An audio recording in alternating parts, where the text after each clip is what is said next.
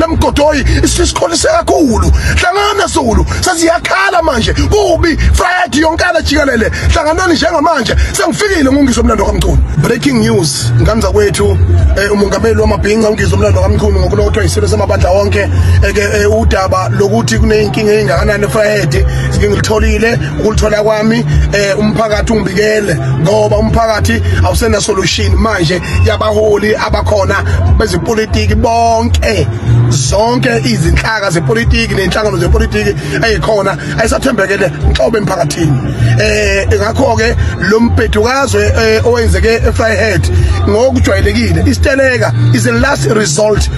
of any situation osukubhekene nazo ngakho ke njengamanje ngithi mina ngibheke khona eFryhead indaba zosopolitiki fuseka indaba yabo vele baqhuba amanga baqhuba inkohliso basuthi yibo kanye laba bathathe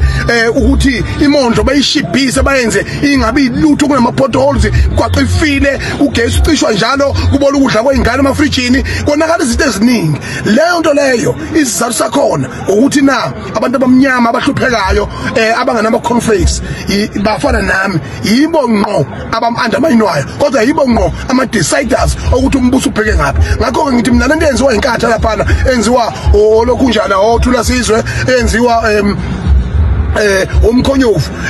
nalaphana eFryhead iyichilo ukuthi bahlukanisa abantu ngokwe race abelunga bacishela ugesi abantu abayirishi abahlala emadolobheni abacishela ugesi kodwa ugesi ucishwa kubantu abamnyama kuphela ikakhulukazi endaweni yaseMondlo ngakho ke ngithi mina ningalaleli umuntu ningalaleli namunye sengifikile ungizwe umlando wakwaMchunu upresident wenu ofana nani ophila nani ohlala nani ziyakhala manje ngizobhika ifike nilalele ngizwe ukuthiwani emveni kwalokho bese ngiphuma nesixazululo isixazululo sangempela hayi udoti lemgodoyi isikholise kakhulu hlangana Zulu sasiyakhala manje kubi Friday yonkana jikelele hlanganani njengamanje sengifikile ngungizwe umlando kaMchunu namhlanje ngizobe ngikhona usuku bonke ngizobe ngikhona ukuthi ngenzani ungangibuzi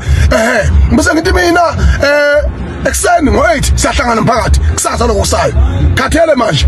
akufika ababhema angcenge data angisabe umuntu yifusak yemphakathini phakathi eFryhead mina sangishilo kusasa kuseni ngizobe ngihlangana nomphakathi eFryhead ukuthi sihlanganaphi kanjani usizile abahlanganisa abantu sengikhathele manje.